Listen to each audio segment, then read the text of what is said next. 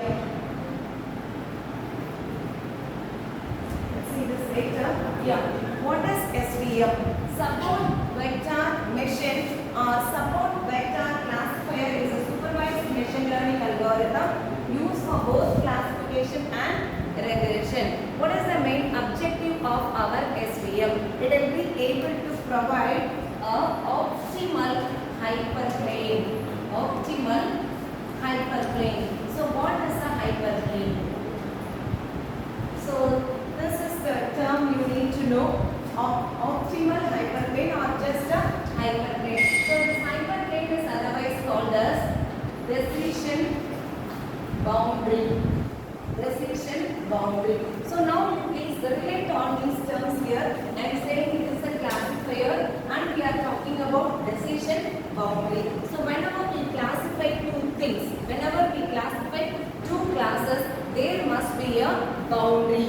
Okay, so we are talking about two villages. So each village is named with different name. Okay, so there will be a border which will separate both the villages. So that border will be the decision boundary or area boundary between two villages. Only then we will be able to separate these people belong to this village and those people belongs to other village. So there is a separator, there is a classifier, there is a boundary. Similarly here, when we are having two kinds of classes, those two classes need to be separated by a decision boundary, which we call it as hyperplane. So this hyperplane can be achieved by any of the classifier. We are having various classifiers. The next classifier will be dealt by map. There are so many classifiers, but what is the speciality with my SVM? SVM will be able to provide you optimal hyperplane. What is optimal hyperplane? So there may be n number of hyperplanes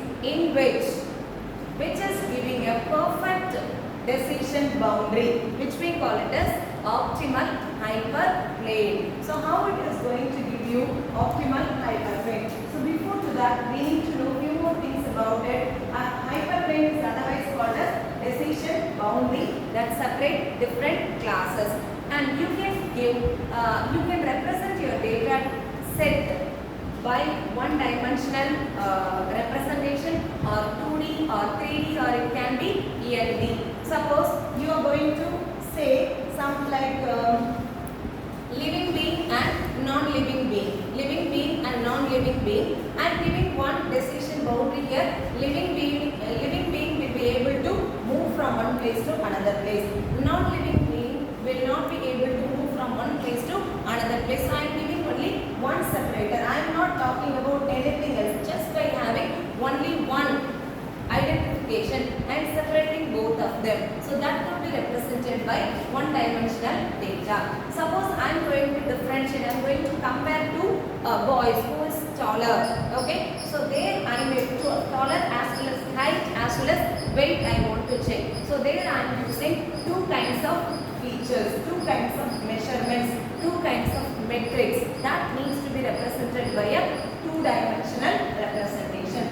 Like that, any data can be represented by n number of dimensions, starting with one dimension. But practically speaking, none of the data can be represented by one dimension.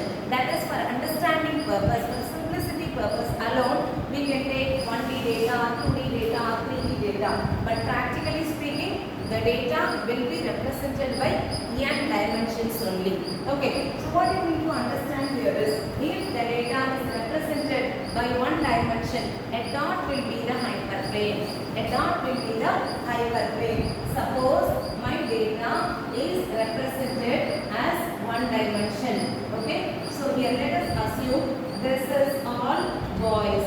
Okay, and here it is girls. I want to separate, I want to classify girls and boys. So a dot is enough to separate that. Suppose you are all standing. Srinivasan, get up. You are all standing in a queue. Okay, so I just want to know how many girls are there and how many boys are there. So first I need to put a mark over there, separator, and then I will count the girls separately and boys separately. So to separate, to classify boys and girls in a row, a dot is enough to separate. Okay, whereas when I go with the two-dimensional data. If the data are represented as two-dimensional way, like I have squares over here. Square is one kind of shape, and I have another shape, circle.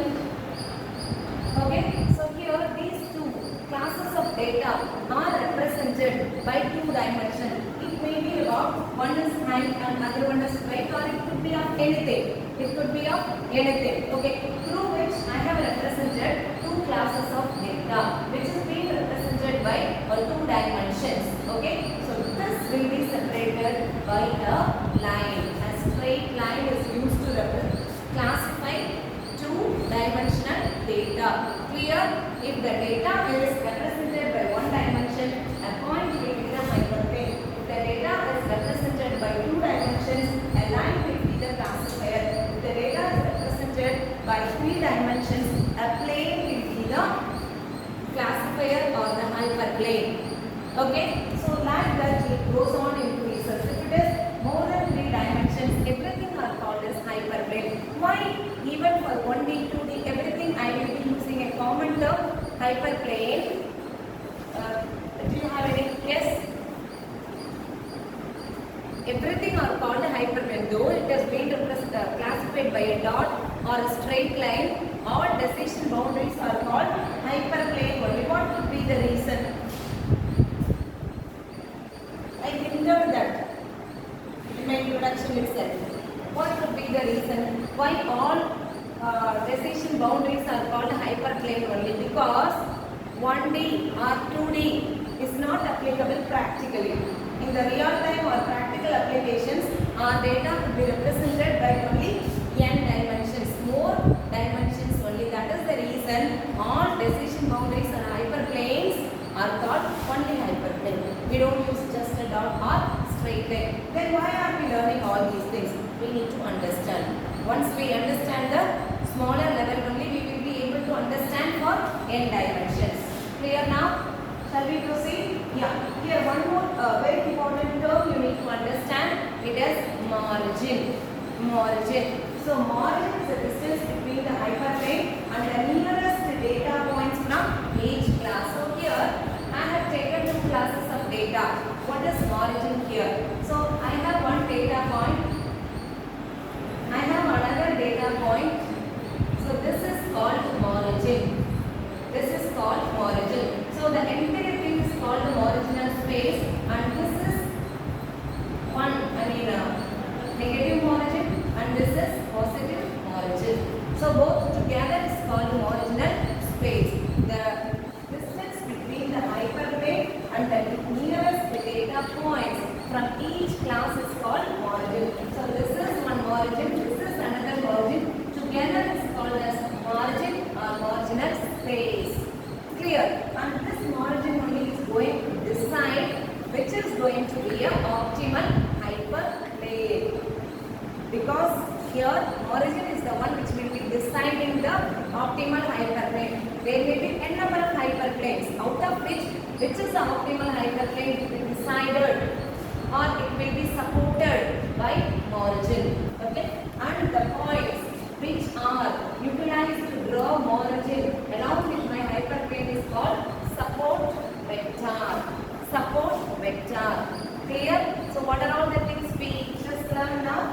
What is a hyperplane? What is a hyperplane?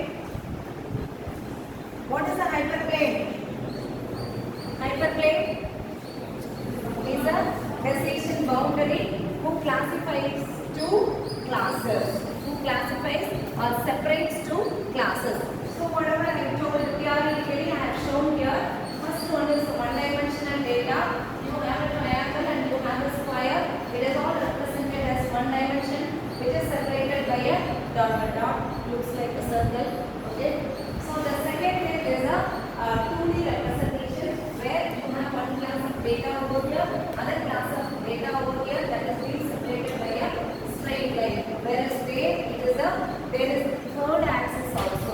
There is third axis x, y, z is also there. So there it has been classified or separated by a plane. Like that it goes on and increases the number of dimensions of your hyperplane. plane. புரியுதுங்களா? Yes.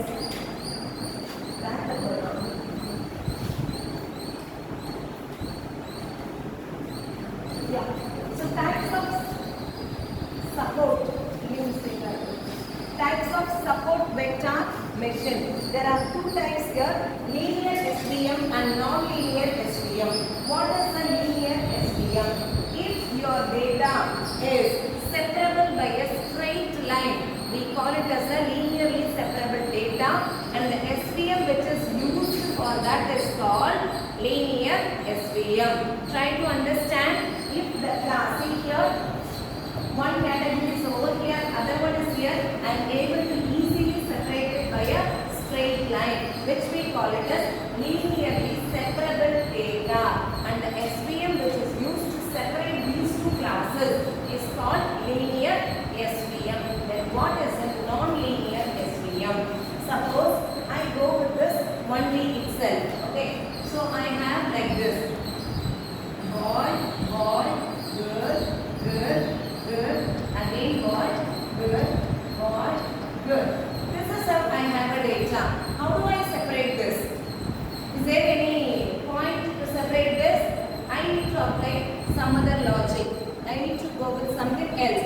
I cannot separate it linearly, which we call it as it is not separable linearly. Where I need to go with the non-linear SVM. Similarly here I have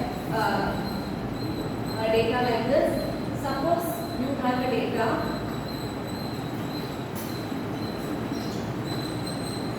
How do I separate this? I cannot separate it by a straight line, which we call it as linearly not separable data, for which I need to go with non-linear SVM. Clear? Punicha?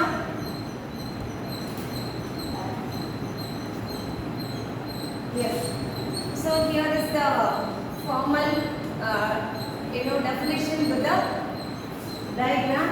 Linear SVM classifying data that is linearly separable by a hyperplane. So I am going with the linearly separable data where I will be using linear SVM. Right? So what is the difference between linear SVM and non-linear SVM?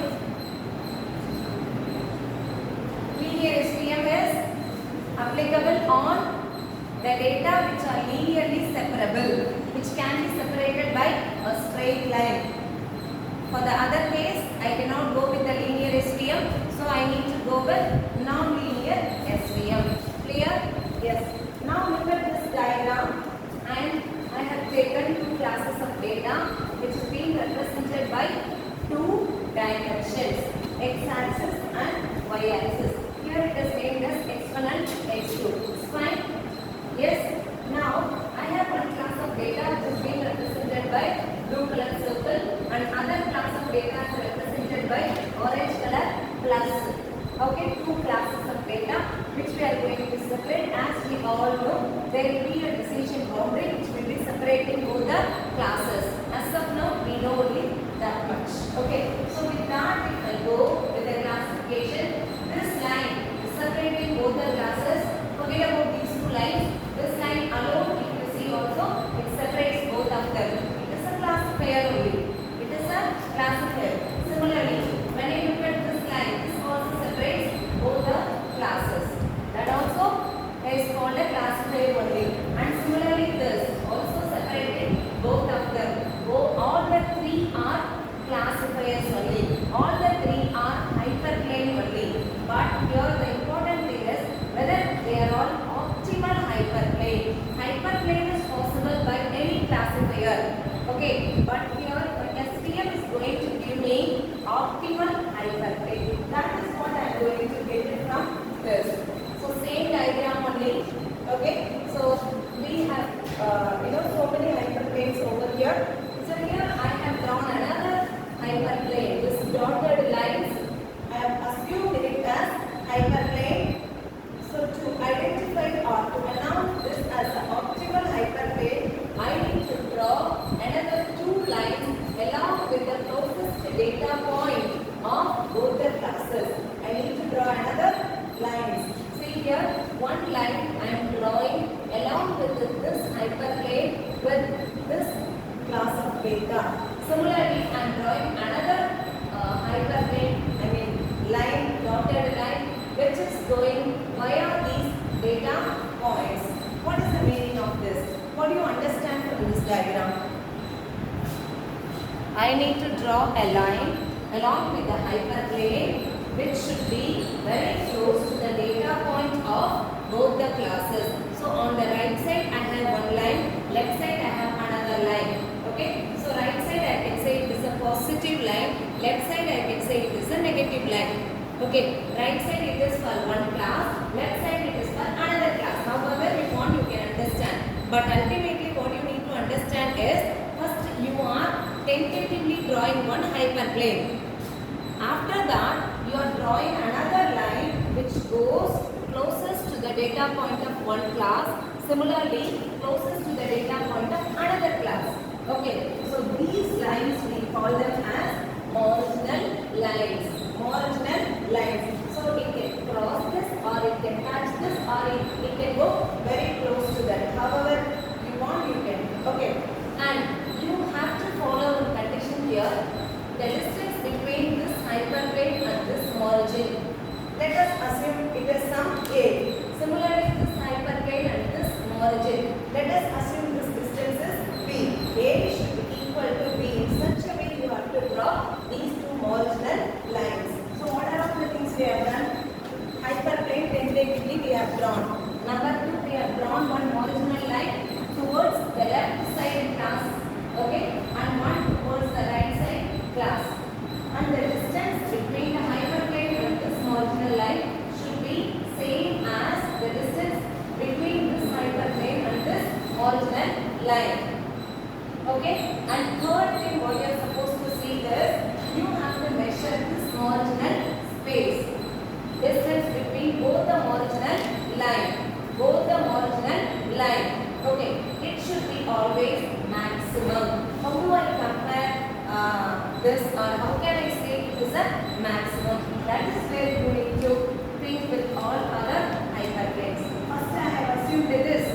If இதே மாதிரி நீங்க ரெண்டு marginal line போட்டீங்கன்னா, what will be the origin? Similarly for this hyperplane, what will be the origin? For this hyperplane, what will be the origin? When you compare with all the three hyperplanes, this will be having a maximum origin. So the marginal space should be always maximum to have an optimal hyperplane. Only then we can say that is an optimal hyperplane. For the same you can even try. Suppose you are taking this as a hyperplane. Okay, this is very close to this. I am drawing another line. Okay, closest to the data point, it will be very close to this. Okay, right? And this also, what will be the distance between both marginal lines? It will be very minimal. புரியுதா என்ன சொல்றேன்னு? Suppose I am finding out the marginal space for this hyperplane, it will be very small. And similarly, if you are taking this line, this itself is going close to this, right? So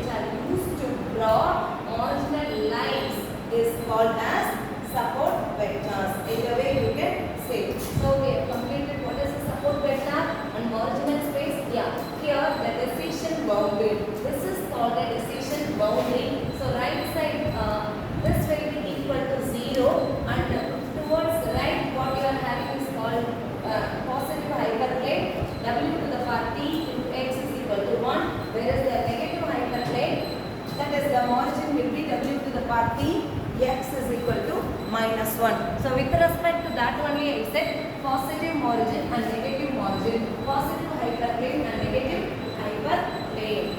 Is it clear, everybody? Shall we proceed? C.P. Kumar, what is margin?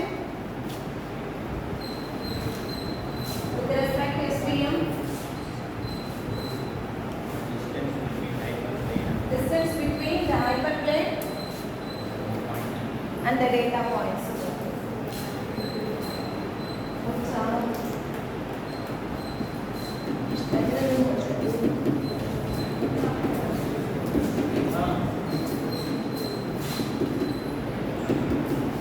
Yeah. So with a little more clarity here, same thing only. I have taken only the hyperplane part alone. Okay. So this is our hyperplane. So these are all called support vector, and this is the maximum original hyperplane, optimal hyperplane, original hyperplane. You may see various terms. You must know what it is. Okay. So marginal hyperplane is only the margin. The middle of the optimal hyperplane.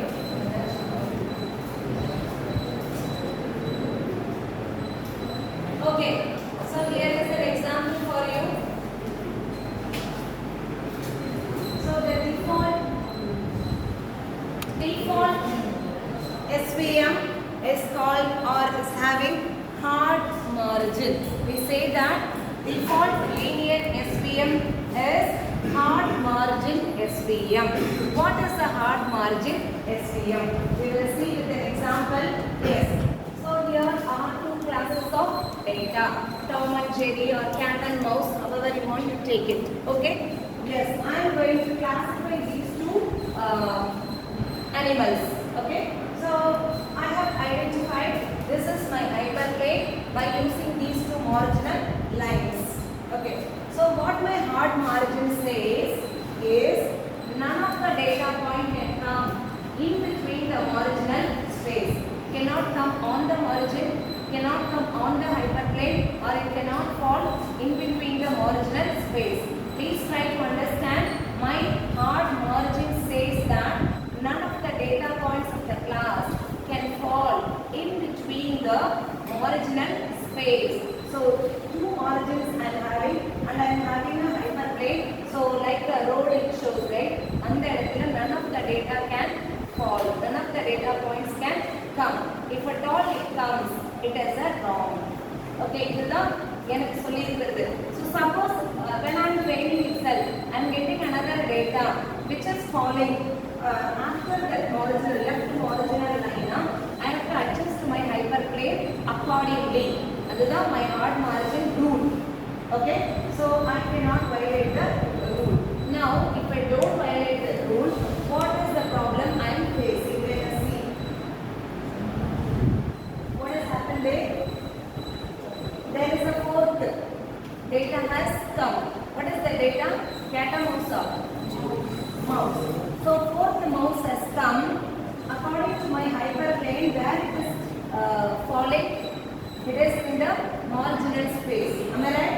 I have drawn already my hyperplane, but the fourth element has come, which is in the marginal space. So now I cannot go along with the existing hyperplane. I have to adjust my hyperplane according to my new data. Okay. So since I am adjusting my data over here, my hyperplane is now this, and these two are the margin. My training is perfect now. I have done a perfect training. Let me see when the testing element comes and I am testing my algorithm, what happens. Yeah. So now another element has come. This is for testing. I don't know whether it is cat or mouse, but my algorithm identifies this as mouse because it resides towards left side, correct? Left side of my hyperplane. According to this, left side of my hyperplane will be mouse, right side will be cat. Suppose if it is a cat. Okay, I am telling that the new data, the new animal which has come is a cat. But my algorithm says that it is mouse. There I am facing a wrong output, which we call it as a high testing error. High testing error. You test with a few data of your machine learning or anything. If it is producing a wrong output, immediately your impression will be this algorithm is not working well. It is putting my algorithm down, the efficiency is going down. So always I should look for the better output, the better testing result only. But my hard margin restricts me in getting the testing result perfectly. Okay, so low training error, high testing error I am facing. Avoid that, overcome that. I have a strategy to just violate the rule and make my high margin to hard margin to soft margin. Okay, high margin I am very rigid. Okay, I will not accept. This is the rule. You have to follow that. Okay, since I am following the rule, I am facing some error. But if I face some error, my algorithm's efficiency will go down and the impression of the algorithm will go down. I don't trust my algorithm at all. If it produces wrong result, more number of times. Okay, so to overcome that, I go with the soft margin. So what the soft margin says? Suppose if any data while training, if some data I have decided something as a hyperplane, it goes well with the more number of data, but only for fewer number of data, it is not working out well. It's okay, leave it. Okay, ignore that. When I am training itself, if a data comes in the marginal space and it's bothered about it, it's okay. This is what is my hyperplane. I am not going to adjust anymore with my hyperplane. Little relaxation I am giving for my SVM. Since I am doing that, when our data comes, okay, see, when this case, I did not do any adjustments on my hyperplane, okay, training only. This is a training. Whereas in testing, when a new data has come, the data is scanned and able to identify it correctly. Clear? So my hard margin is changed as soft margin. How it is changing it as a soft margin? Yara in a soft day, hard and slow. If somebody is very strict, very rigid. Here some relaxation is given. So my SPM has changed as soft margin, due to which I am able to reduce the testing error. But of course, training error is high. Knowingly I am training wrongly, right? Knowingly I am allowing this mouse to go to the cat side. It's still okay. Okay, so training error is high, testing error is reduced. That is how your hard margin and soft margin works. Any doubt till this? Yes? Shall we proceed? Yes. So far, the examples what we discussed was about binary classes, how to classify only two classes. But practically, it will not be like that. Okay? It won't be like that. There may be more number of classes too.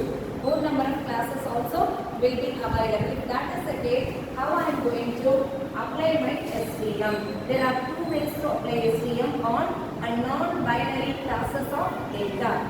The first method is that every time I am naming all the classes as class 1, class 2 and class 3. So class 1 versus class 2.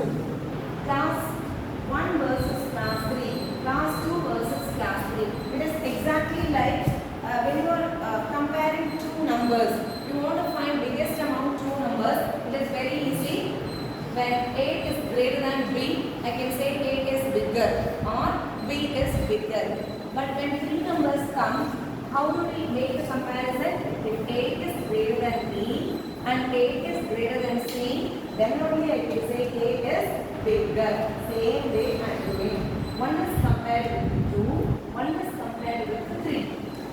Okay, so 1 and 2 is classified, 1 and 3 is classified, and then I go with the classification of 2 and 3. In that manner I will do the classification, but don't worry, at this level you need to know much about binary class classification. So there is another way also to classify a binary classes of data, 1 versus all, 2 versus all, and 3 versus all. You only need to know these are all the various ways to classify binary classes of data. Clear? Yes?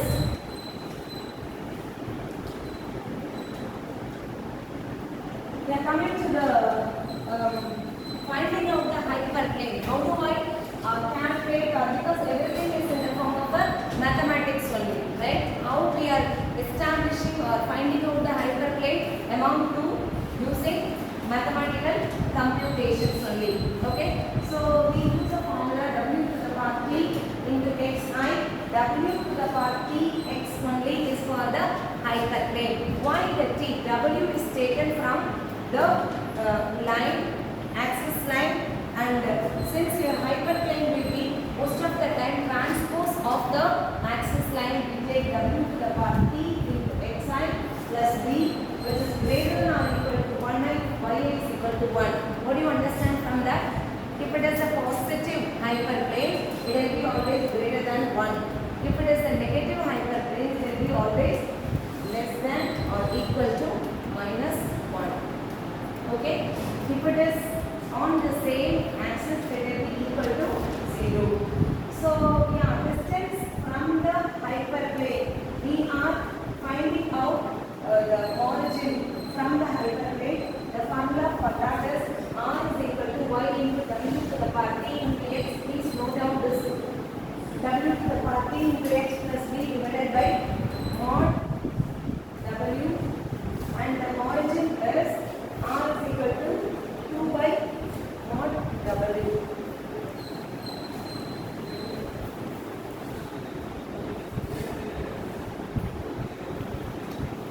Yeah, so here comes your non-linear and non-linear. We have already seen the difference. Okay, so linear SVM and that is the non-linear SVM. Now, how do I apply SVM on my non-linear data? Right? What do you mean by linearly separable data?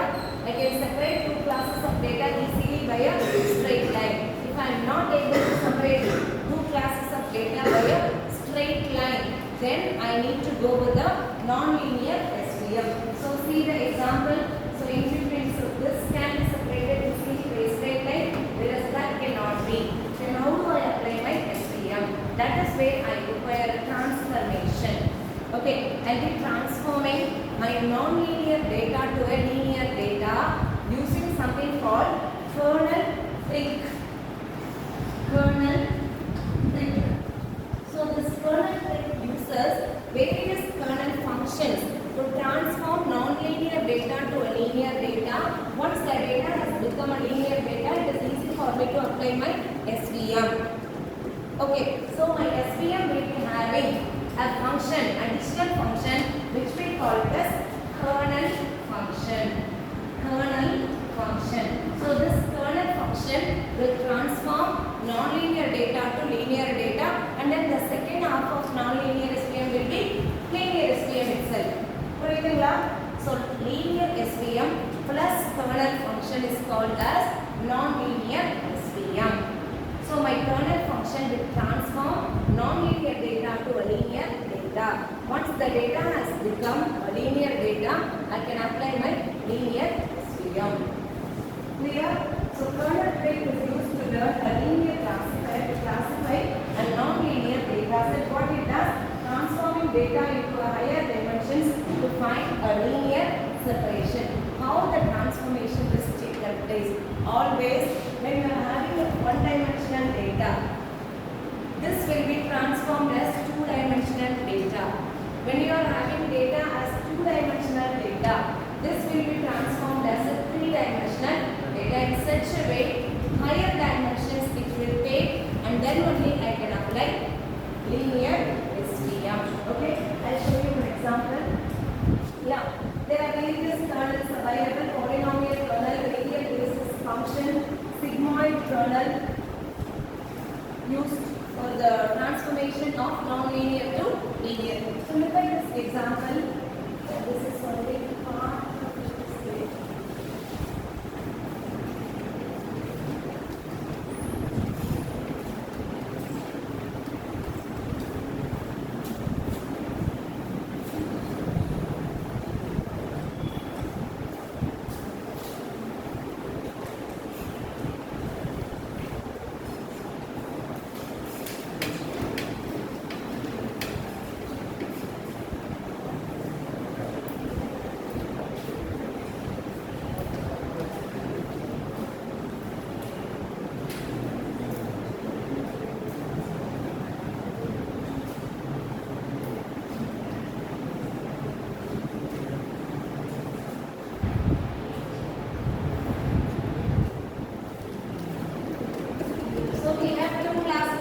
beta, right?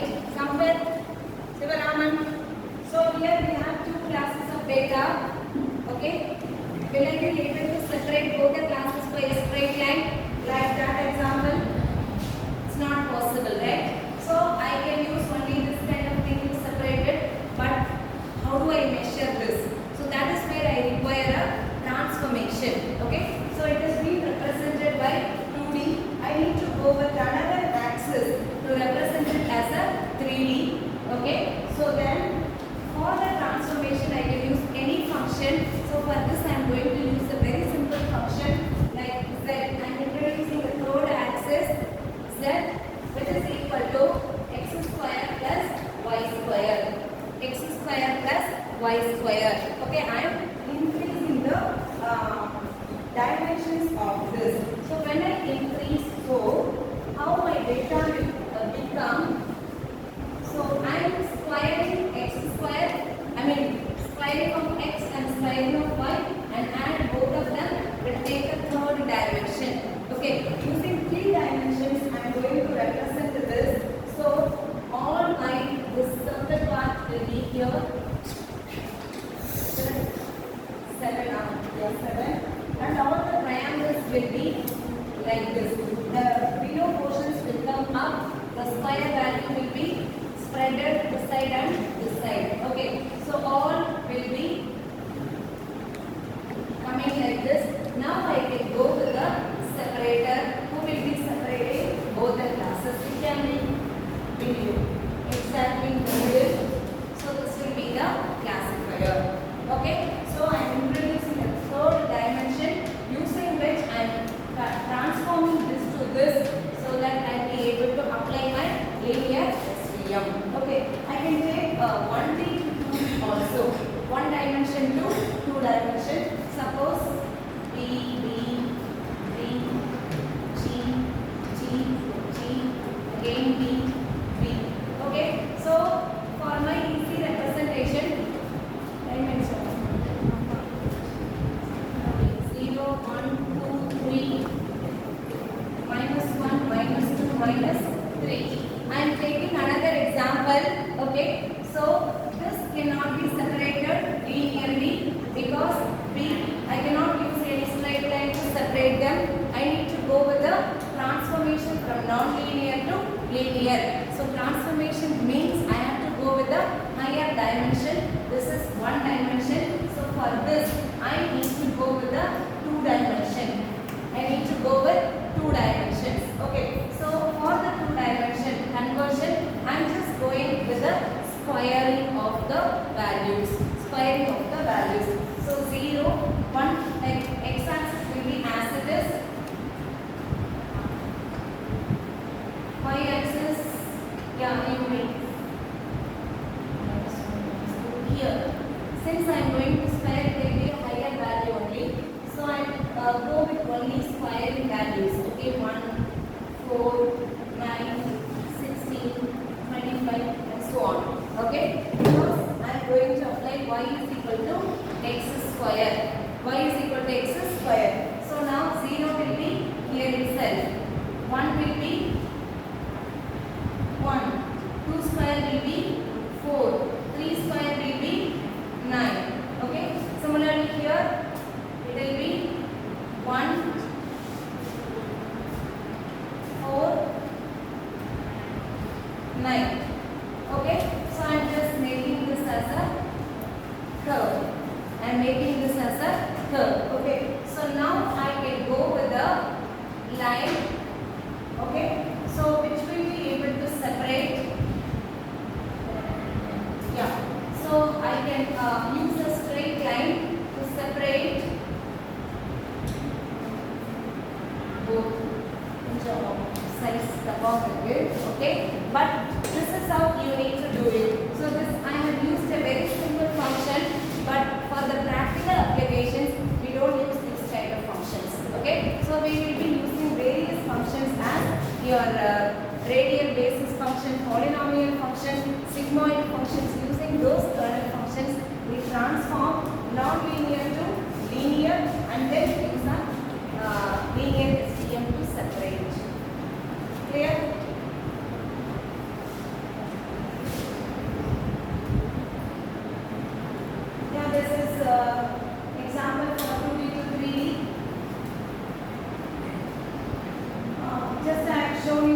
example how the 2D will be converted as 3D. So here the function is there. I have just used x square plus y square. We can use any function. So here the challenge is that choosing a better kernel function only will be giving you the better hyperplane. Okay. So here the function uses phi of x comma y is equal to x square root of 2xy y square. You are getting 3 dimensions. Okay. Yeah. Advantages: high dimensional space handling. SVM perform well in situations where the number of dimensions is large. So SVM is best suited for the data where the number of dimensions are high, and effective for linearly separable data always. Okay, because a non-linear SVM also has linear SVM only. So when it is linear, it will be more effective. Non-linear time will be more, the speed of the algorithm will be reduced as test perform even the kernel function. Versatility, because SVM performs regression as well as classification. Disadvantages: of course, computationally intensive, difficult with large data set. Okay, so yeah, with this SVM, these are all the libraries we can use while implementing SVM. So normally for almost all machine learning algorithm, we use scikit-learn comprehensive library, and SVM is exclusively for SVM.